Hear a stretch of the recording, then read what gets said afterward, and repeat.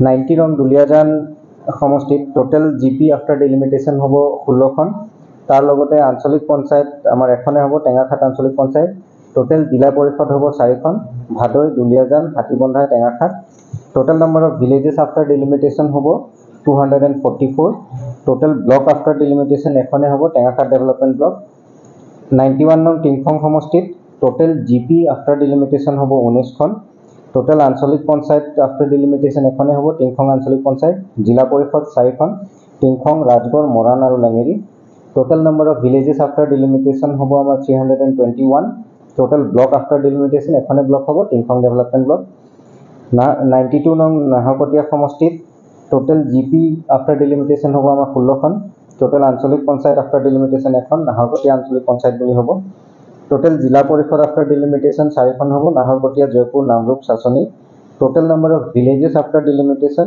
213 আৰু total block after delimitation এখনে হ'ব নাহৰকটীয়া ব্লক বুলি নামকৰণ কৰা হ'ব আমাৰ ড্ৰাফট যিখন পাব্লিছ হৈছে সেইটো টোটেল আমাৰ 6টা ফৰমেটত পাব্লিছ হৈছে format 1 format 2A format 2B format 3A format 3B আৰু ফৰমেট 4 এই ফৰমেট 1ত যিকেইখন গাঁও পঞ্চায়ত একো পৰিৱৰ্তন হোৱা নাই ৱাৰ্ডৰো পৰিৱৰ্তন হোৱা নাই পঞ্চায়তৰো পৰিৱৰ্তন হোৱা নাই এক্সিষ্টিং যেনেকৈ আছিল তেনেকৈ আছে সেইকেইখন সমষ্টি ৱাইজ ভাগ কৰা আছে ধৰক এতিয়া যদি আমি চাবুৱাল আহৱাল সমষ্টি চাওঁ চাবুৱাল আহৱাল সমষ্টিৰ সেই গোটেই 6টা ফৰমেট থাকিব format 1 2A 2B 3A 3B and 4 তেনেকৈ আমাৰ এই গোটেই ফৰমেটখিনি সমষ্টি ৱাইজ থাকিব ফৰমেট 1ত থাকিব যিসকল পঞ্চায়তৰ একো পৰিৱৰ্তন হোৱা নাই ফৰমেট 2A থাকিব গাঁও পঞ্চায়ত লেভেল যিখিনি কিবা এটা চেঞ্জেছ হৈছে য'ত টোটেল আইডাৰ তাৰ পৰা গাঁও ক'ৰবাত কাটি গৈছে বা নতুন গাঁও আহি সোমাইছে বা অলপ এৰিয়া মডিফিকেশ্যন হৈছে সেইখিনি হোৱাখিনি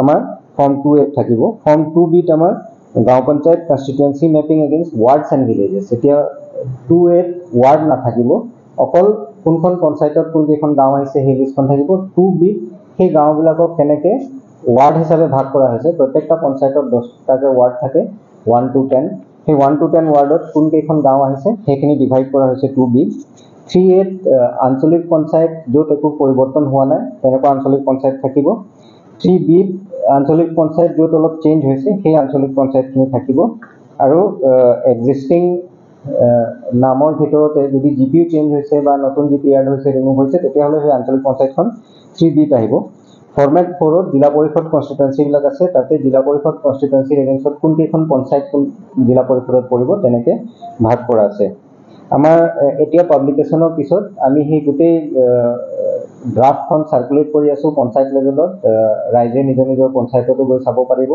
লগতে আমাৰ ব্লক অফিচ চাৰ্কল অফিচ আৰু বিভিন্ন আমাৰ যিসকল এছেম্বলি লেভেল কমিটিত আছিল তেখেতলোকৰ প্ৰত্যেকটা লেভেলত আমি এই ড্ৰাফটখন চাৰ্কুলেট কৰিম ডিচি অফিচতো থাকিব চিঅ জিলা পৰিষদ অফিচতো থাকিব আমাৰ ৱেবছাইটতো থাকিব লগতে আমি লিংক কৰি পেলাই আমাৰ ফেচবুক পেজতো শ্বেয়াৰ কৰি দিম যাতে ৰাইজে গোটেইখিনি কথা গম পায় আৰু আপোনালোকৰ জৰিয়তে সকলোকে আহ্বান কৰিম যাতে তেখেতলোক সেইখিনি চায় আৰু যদি কিবা ওজৰ আপত্তি থাকে ক্লেইমছ এণ্ড অবজেকশ্যনছ থাকে তেখেতলোকে 18 তাৰিখৰ পৰা মানে আজিৰ পৰা 20 তাৰিখৰ ভিতৰত আমাৰ চিঅ জিলা পৰিষদ অফিচত তেখেতলোকে জমা দিব পাৰিব যদি কিবা অবজেকশ্যন আছে ব্যক্তি হিচাপেও দিব পাৰিব কোনোবা সংগঠন হিচাপেও দিব পাৰিব সোসাইটি হিচাপেও দিব পাৰিব সো যিসকল ৰাইজে বিচাৰিছে যে তেখেতলোকে কিবা এটা পৰিৱৰ্তন বা কিবা এটা চেঞ্জেছ বিচাৰিছে সেইখিনি তেওঁলোকে 20 তাৰিখৰ ভিতৰত দিব লাগিব আৰু আমাৰ 20 তাৰিখৰ পিছত 22 তাৰিখৰ ভিতৰত আমি গোটেইখিনি স্ক্ৰুটিনি কৰিম যে কেনেকুৱা ধৰণৰ ক্লেইমছ অবজেকশ্যনছ আহিছে সেইখিনি যদি গাইডলাইনৰ ভিতৰত আমি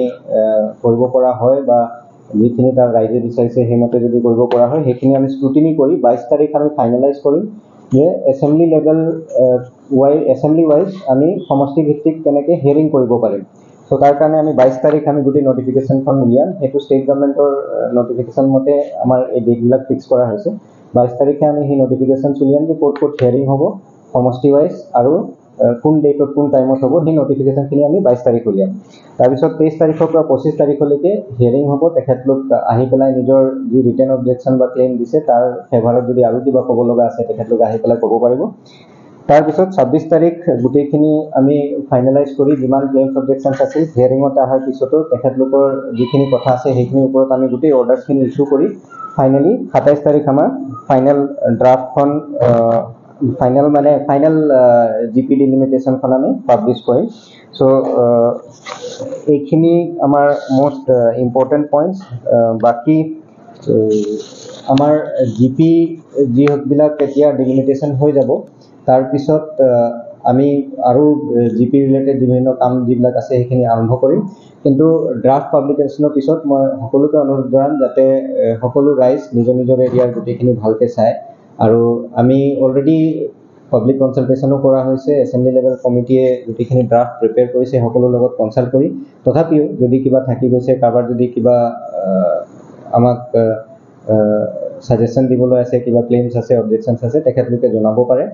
আৰু আমি সেইখিনি হিয়াৰিং লৈ পেলাই গোটেইখিনি ফাইনেল তেতিয়া নটিফিকেশ্যনখন ৰেডি কৰিম। ধন্যবাদ। যোৱাকালি ৰাতি আমি ড্ৰাফ্ট পাব্লিছ কৰিলোঁ। তাৰ কিছুমান তথ্য মই আপোনালোকৰ লগত শ্বেয়াৰ কৰিব বিচাৰিছোঁ। আমাৰ ডিলিমিটেশ্যন হোৱাৰ পিছত ডিব্ৰুগড় জিলাত টোটেল জিলা পৰিষদ হ'ব 22খন। তাৰ লগতে আঞ্চলিক পঞ্চায়ত আমাৰ 7খন হ'ব। 7খন ব্লক আমাৰ যিটো যেনেকৈ আগত আছিল তেনেকৈ থাকিব। তাৰ লগতে আঞ্চলিক পঞ্চায়তবিলাক আমাৰ হৈ থাকে। চ' আঞ্চলিক পঞ্চায়ত কনষ্টিটুৱেঞ্চি আমাৰ 7খন হ'ব। লগতে টোটেল নাম্বাৰ অফ পঞ্চায়ত, আগতেও ডিব্ৰুগড় জিলাত 93খন পঞ্চায়ত আছিল, এতিয়াও পোষ্ট ডিলিমিটেশ্যন আমাৰ 93 পঞ্চায়তে থাকিব। সমষ্টি ৱাইজ আমাৰ ডিলিমিটেশ্যনৰ পিছত ডিব্ৰুগড় জিলাত 6খন সমষ্টি আছে। এই 6খন সমষ্টি ৱাইজ পঞ্চায়তৰ ডিটেইলছখিনি মই আপোনালোকক কৈ দিব বিচাৰিছোঁ। 87 নং চাবুৱা লাহোৱাল সমষ্টিত টোটেল গাঁও পঞ্চায়ত আফটাৰ ডিলিমিটেশ্যন হ'ব 18খন। তাত দুটা ব্লক হ'ব, চাবুৱা ব্লক আৰু লাহোৱাল ব্লক। দুটা ব্লকত 9টা জিপি হ'ব। টোটেল আঞ্চলিক পঞ্চায়ত আফটাৰ ডিলিমিটেশ্যন, এটা ব্লকৰ এগেইনষ্টত এটা আঞ্চলিক পঞ্চায়ত থাকে, সেইকাৰণে দুটা আঞ্চলিক পঞ্চায়ত হ'ব চাবুৱা লাহোৱাল সমষ্টিত। টোটেল জিলা পৰিষদ 4টা হ'ব, ডিমজয়, Dipam, Bokul, Motorghat. Total number of villages after delimitation, মানে এই গোটেইকেইখন জিপি মিলাই আমাৰ গাঁও হ'ব 185। টোটেল ব্লক দুটা। ডিব্ৰুগড় সমষ্টি 88 নং ডিব্ৰুগড় সমষ্টিত টোটেল জিপি আফটাৰ ডিলিমিটেশ্যন 7খন হ'ব। আঞ্চলিক পঞ্চায়ত এখনেই হ'ব, আঞ্চলিক পঞ্চায়তখনৰ নাম ডিব্ৰুগড় আঞ্চলিক পঞ্চায়ত হ'ব। জিলা পৰিষদ টোটেল আফটাৰ ডিলিমিটেশ্যন 2খন হ'ব, ডিব্ৰুগড় ইষ্ট আৰু ডিব্ৰুগড় ৱেষ্ট বুলি জিলা পৰিষদ হ'ব। Total villages after delimitation 54। Total block Dibrugarh সমষ্টিৰ কাৰণে যিখন ব্লক হ'ব, ব্লকখনৰ নাম হ'ব ডিব্ৰুগড় ডেভেলপমেণ্ট ব্লক। এতিয়া আমি গোটেইখিনি প্ৰপ'জেলৰ কথা কৈ আছোঁ যে ড্ৰাফ্ট ষ্টেজত থাকিব। চ' ড্ৰাফ্টত আমাৰ এইখিনি প্ৰপ'জেল আছে। লগতে 89 নং খোৱাং সমষ্টিত টোটেল জিপি আমাৰ আফটাৰ ডিলিমিটেশ্যন হ'ব 17খন। লগতে আঞ্চলিক পঞ্চায়ত এখন, খোৱাং আঞ্চলিক পঞ্চায়ত বুলি। জিলা পৰিষদ তাত 4টা হ'ব, চেপন, নাহৰণি, বৰবৰুৱা আৰু Larua. Total number of villages after delimitation 338 আৰু টোটেল ব্লক এখনেই হ'ব, খোৱাং ডেভেলপমেণ্ট ব্লক। 90 নং দুলীয়াজান সমষ্টিত টোটেল জিপি আফটাৰ ডিলিমিটেশ্যন হ'ব 16খন। তাৰ লগতে আঞ্চলিক পঞ্চায়ত আমাৰ এখনেই হ'ব, টেঙাখাট আঞ্চলিক পঞ্চায়ত। টোটেল জিলা পৰিষদ হ'ব 4খন, Bhadoi, Duliajan, Hatibandha, Tengakhat. Total number of villages after delimitation হ'ব 244। টোটেল ব্লক আফটাৰ ডিলিমিটেশ্যন এখনেই হ'ব, টেঙাখাট ডেভেলপমেণ্ট ব্লক। 91 নং টিংখং সমষ্টিত টোটেল জিপি আফটাৰ ডিলিমিটেশ্যন হ'ব 19খন। টোটেল আঞ্চলিক পঞ্চায়ত আফটাৰ ডিলিমিটেশ্যন এখনেই হ'ব, টিংখং আঞ্চলিক পঞ্চায়ত। জিলা পৰিষদ 4খন, টিংখং, ৰাজগড়, মৰাণ আৰু Lengeri. Total number of villages after delimitation হ'ব আমাৰ 321। টোটেল ব্লক আফটাৰ ডিলিমিটেশ্যন এখনেই ব্লক হ'ব, টিংখং ডেভেলপমেণ্ট ব্লক। 92 নং নাহৰকটীয়া সমষ্টিত টোটেল জিপি আফটাৰ ডিলিমিটেশ্যন হ'ব আমাৰ 16খন। টোটেল আঞ্চলিক পঞ্চায়ত আফটাৰ ডিলিমিটেশ্যন এখন, নাহৰকটীয়া আঞ্চলিক পঞ্চায়ত বুলি হ'ব। টোটেল জিলা পৰিষদ আফটাৰ ডিলিমিটেশ্যন 4খন হ'ব, Naharkatia, Joypur, Namrup, Sasoni. Total number of villages after delimitation 213 আৰু টোটেল ব্লক আফটাৰ ডিলিমিটেশ্যন এখনেই হ'ব, নাহৰকটীয়া ব্লক বুলি নামকৰণ কৰা হ'ব। আমাৰ ড্ৰাফ্ট যিখন পাব্লিছ হৈছে সেইটো টোটেল আমাৰ 6টা ফৰ্মেটত পাব্লিছ হৈছে। Format 1, format 2A, format 2B, format 3A, format 3B আৰু ফৰ্মেট 4।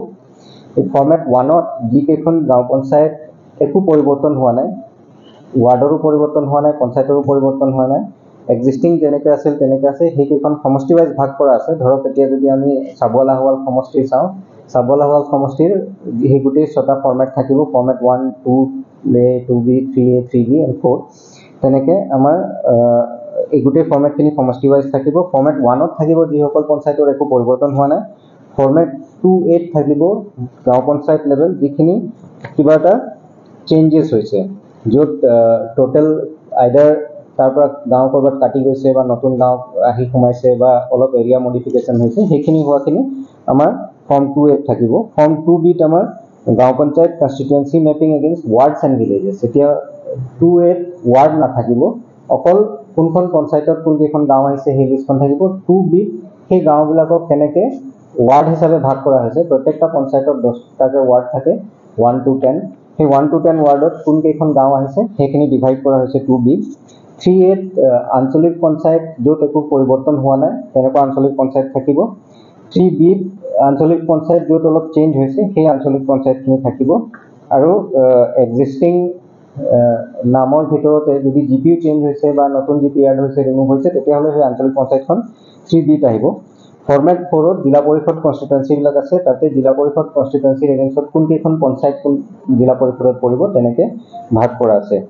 আমাৰ এতিয়া পাব্লিকেশ্যনৰ পিছত আমি সেই গোটেই ড্ৰাফ্টখন চাৰ্কুলেট কৰি আছোঁ পঞ্চায়ত লেভেলত। ৰাইজে নিজৰ নিজৰ পঞ্চায়ততো গৈ চাব পাৰিব। লগতে আমাৰ ব্লক অফিচ, চাৰ্কল অফিচ আৰু বিভিন্ন আমাৰ যিসকল এছেম্বলি লেভেল কমিটিত আছিল তেখেতলোকৰ প্ৰত্যেকটা লেভেলত আমি এই ড্ৰাফ্টখন চাৰ্কুলেট কৰিম। ডিচি অফিচতো থাকিব, CO জিলা পৰিষদ অফিচতো থাকিব, আমাৰ ৱেবছাইটতো থাকিব।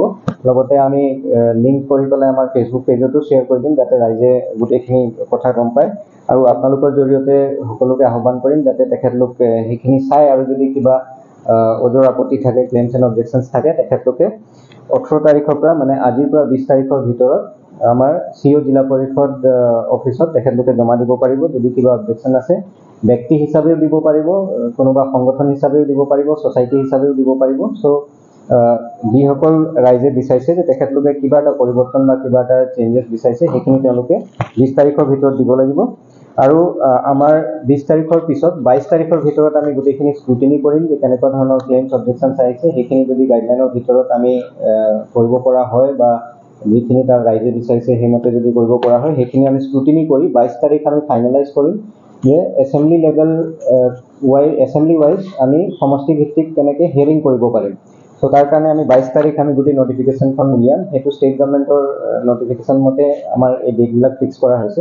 22 তাৰিখে আমি সেই নটিফিকেশ্যন উলিয়াম যে ক'ত ক'ত হিয়াৰিং হ'ব সমষ্টি ৱাইজ, আৰু কোন ডেটত কোন টাইমত হ'ব, সেই নটিফিকেশ্যনখিনি আমি 22 তাৰিখ উলিয়াম। তাৰপিছত 23 তাৰিখৰ পৰা 25 তাৰিখ